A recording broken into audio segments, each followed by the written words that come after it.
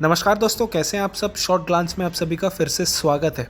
आज हम बात करेंगे रशिया और इंडिया जो रिश्ते थे वो पहले कैसे थे, अभी कैसे हैं, क्या कारण है इसके पीछे, इंडिया की दोस्ती वेस्टर्न कंट्रीज के साथ क्यों बढ़ रही है, रशिया चाइना के साथ और क्लोज होता जा रहा है, सब जानेंगे। बने रहिए चैनल पे। और अगर अभी तक मेरे चैनल को सब्सक्राइब नहीं किया है तो please subscribe to short glance. एक समय था तब के यूएसएसआर और आज के रशियन फेडरेशन के भारत से बहुत ही शानदार संबंध थे। सब जानते हैं इस बारे में। 1971 वॉर को देख लिया जाए और बहुत सारे ऐसे एग्जांपल्स मौजूद हैं आज की डेट में जो बताते थे कि यूएसएसआर और या फिर रशिया के रिलेशंस इंडिया के साथ कितने शानदार थे। बट जैसे जैसे समय बढ़ता गया वर्ल्ड पॉलिटिक्स ने काफ़ी करवटें बदली। अब हाल फिलहाल में स्थिति ये है कि चाइना हर जगह अग्रेशन कर रहा है, इंडिया उसको फेस कर रहा है और अच्छा जवाब दे रहा है। इस बीच बात आती है रशिया के emerging relations with people's republic of China और इंडिया और रशिया के नए टाइप के रिश्ते की, जो कि पहले से काफ़ी डिफरेंट हैं। दिसंबर के फर्स्ट वीक में व्लादिमीर पुतिन आए थे और उनके साथ उनके डिफेंस मिनिस्टर, फॉरेन मिनिस्टर भी इंडिया में आए थे। रशिया चौथी कंट्री बनी है इंडिया ने जिसके साथ 2+2 मीटिंग करी है। इस मीटिंग में लगभग 28 एग्रीमेंट्स हुए और एक जॉइंट स्टेटमेंट भी आखिरी में हुआ।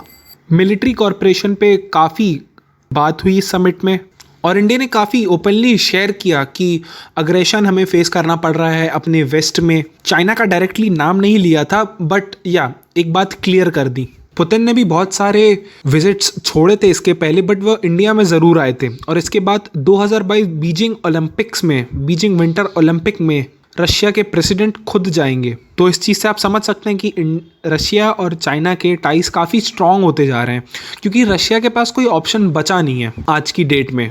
रशिया अपने मार्केट्स कई जगह खोता जा रहा है और यूएस के बहुत सारे सैंक्शंस भी हैं उस पर।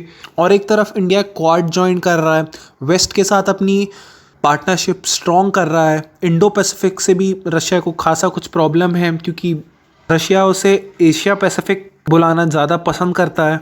रशिया पाकिस्तान में भी अपने मिलिट्री हार्डवेयर के लिए मार्केट ढूंढ रहा है। अगर पाकिस्तान को वहाँ कुछ सामान बेचता है तो सीधी बात है इंडिया के खिलाफ ही, और बलूचिस्तान में जो प्रोटेस्ट चल रहा है उनके खिलाफ ही पाकिस्तान उसको यूज़ करेगा। चाइना के साथ बहुत सारे एग्रीमेंट्स हैं।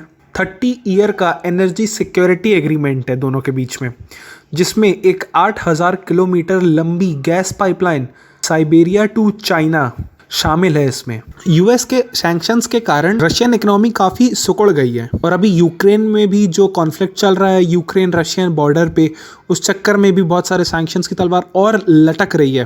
प्रेसिडेंट जो बाइडन ने भी वार्न किया है रशिया को कि इन्वेजन मत करना वरना और सैंक्शंस लगाएंगे।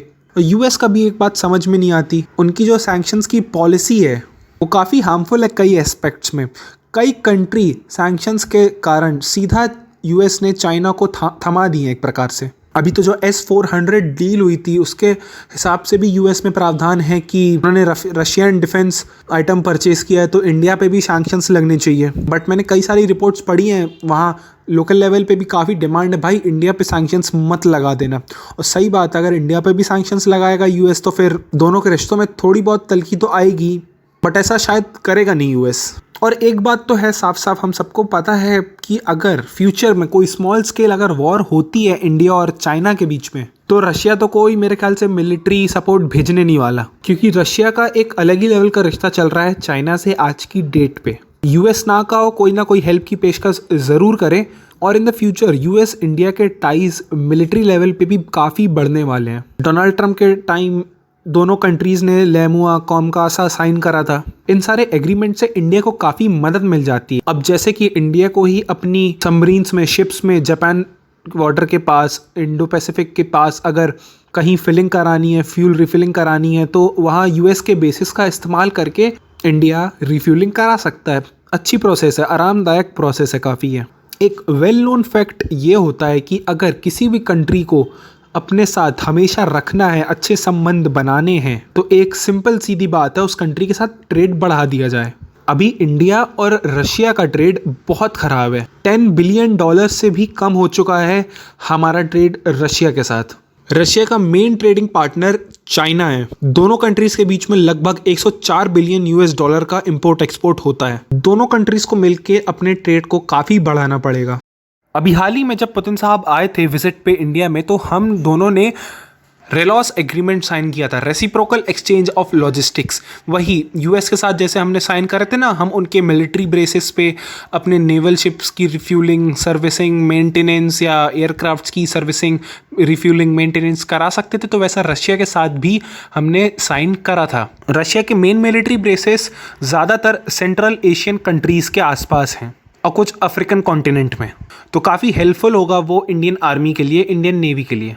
इस टाइप के और भी एग्रीमेंट्स हमको साइन करने चाहिए विद रशिया। और अभी तो हाल ही में लेटेस्ट न्यूज़ ये भी थी कि यूएन सिक्योरिटी काउंसिल में वोटिंग चल रही थी एक रेजोल्यूशन को लेके ऑन क्लाइमेट चेंज। नाइजर और आयरलैंड ने एक प्रस्तावना लाई थी कि यूएन सिक्योरिटी काउंसिल यह डिक्लेयर कर दे कि क्लाइमेट चेंज एक इंटरनेशनल सिक्योरिटी थ्रेट है। तो बहुत सारी कंट्रीज इसमें मान भी गई थी। इंडिया इसके विरोध में था, चाइना ने इस पर कोई विरोध नहीं किया था, तो रशिया ने इस पर वीटो करा है, जिससे काफ़ी कठिनाई हो जाती in terms of using coal and oil. India पे काफ़ी प्रेशर आता कार्बन एमिशंस को कंट्रोल करने का वगैरह वगैरह। वेस्ट को अगर ये सब कराना है तो फंड्स जारी करें अच्छे से सारी कंट्रीज़ के लिए। रशिया के सपोर्ट के कारण ही RIC और ब्रिक्स जैसे समिट्स से इंडिया फुल्ली पुल आउट नहीं कर रहा है, और बहुत सारे अमेंडमेंट्स भी इंडिया एग्री हो जाता है जो कि नहीं होना चाहिए, जैसे कि support of winter Olympics and all. खैर वो तो आगे आने वाला वक्त ही बताएगा इंडिया और रशिया के कैसे रिश्ते और सुधरते हैं या किस साइड जाते हैं। चाइना और क्या क्या करता है इंडो पैसिफिक में या जापान के साइड, सब जानने मिलेगा एक समय के बाद। और कोई भी अपडेट होगी तो मैं उस पर वीडियो ज़रूर बनाऊंगा। और अगर वीडियो अच्छी लगी हो तो इसको ज़रूर शेयर करें, मेरे चैनल को सब्सक्राइब करें। बहुत बहुत धन्यवाद।